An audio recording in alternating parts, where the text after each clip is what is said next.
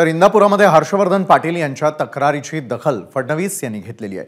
राष्ट्रवादी सत्तेत आल्यावर पाटील यांची थोडी अडचण होते हे आम्हाला माहिती आहे, मात्र मोदींच्या पाठीशी आपल्याला बळ उभं करायचं आहे असं फडणवीस कार्यकर्ता मेळाव्यात म्हणाले।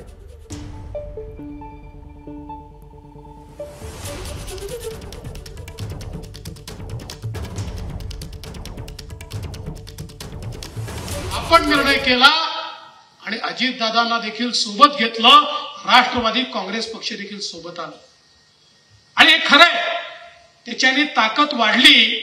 पण काही ठिकाणी तसं तर राष्ट्रवादी काँग्रेसचीच बहुतांश ठिकाणी आपला संघर्ष होता आणि काही ठिकाणी तो टोकाचा संघर्ष होता। मला आठवतं की निर्णय ज्यावेळेस झाला त्यावेळेस 3-4 लोकांनाच मी बोलवलं, कारण मला माहिती होतं की ज्या लोकांनी इतका संघर्ष केलाय त्यांची काय अडचण होणार आहे। त्या 3-4 लोकांपैकी एक हर्षवर्धन पाटील होते, ज्यांना मी बोलवून घेतलं आणि त्यांना सांगितलं, हर्षवर्धनजी, मोदी साहेबांकरता आपल्याला निर्णय करायचा आहे।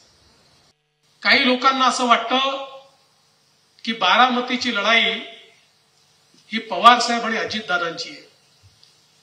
काही लोकांना असं वाटतं की बारामतीची लढाई ही सुप्रियाताईंची आणि सुनेत्रा वहिनींची आहे। न ही लढाई पवार साहेब अजितदादांची आहे, न ही लढाई सुनेत्राताई सुप्रियाताईंची आहे।